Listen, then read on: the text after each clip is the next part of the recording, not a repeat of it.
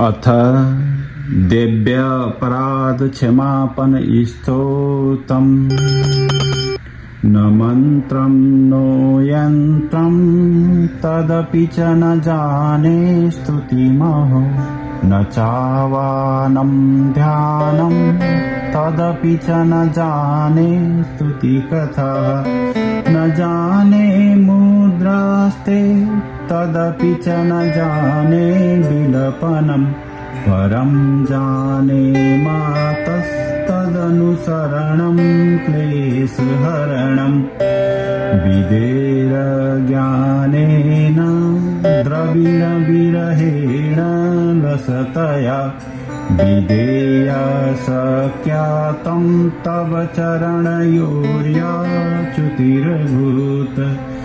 तदेतच्छन्तव्यं जननी सकलोदारिणी शिवे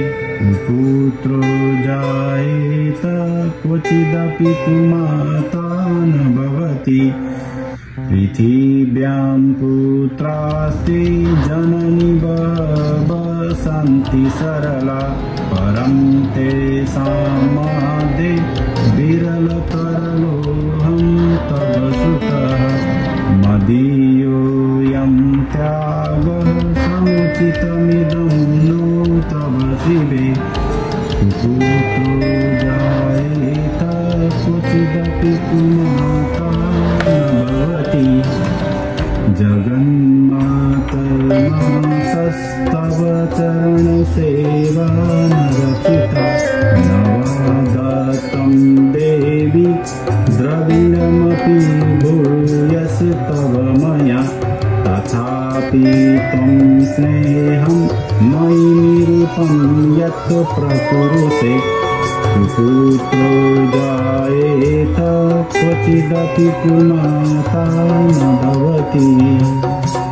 परित्यक्ता देवा विविधविधसेवा कुलतया मया पञ्चाशीते रधिकपनीते कुवयसि इदानीं जन्मातस्तव यदि कृपा नाति भविता निरालम्बोलम्बोदरजननीकं यामि शरणं सुपाको जल्पाको भवति मधुपाकोपमगिरा निरातङ्को विहरति चिरं कोटिकनकैः पवापर्णे कर्णे दिशति मनुवर्णे फलमिदं जनः को जानीते जननि जपनीयं जपविधौ चिताभस्मालेपो गरलमसनं दिक्पटधरो जटाधारी कण्ठे भुजगपतिहारी पशुपतिः कपाली भूतेषु भजति जगदीशैकपदवीं भवानी तत्पाणि ग्रहणपरिपाटी फलमिदं न मोक्षासाकाङ्क्षा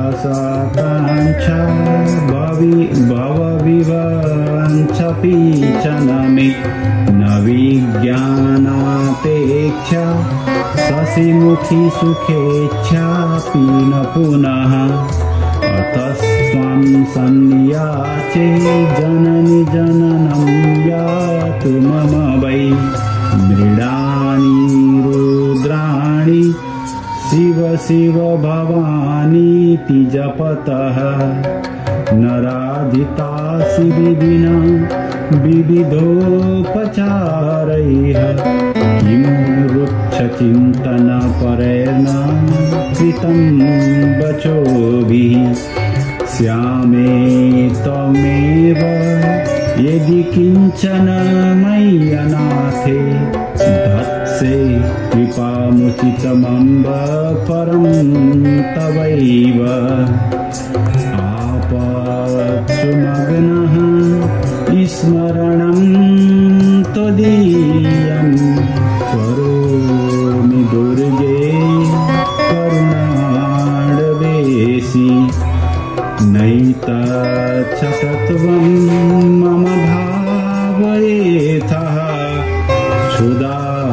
तृषार्ता जननीं स्मरन्ति जगदम्ब विचित्रमात्र किं परिपूर्णकरुणास्ति चेन्मयि अपराध परम्परा परं नहि माता समुपेक्षते सुतं मात्समः पातकी नास्ति पापग्नि तत्समानहि एवं ज्ञात्वा महादेवी यथा योग्यं तथा कुरु यथा योग्यं तथा कुरु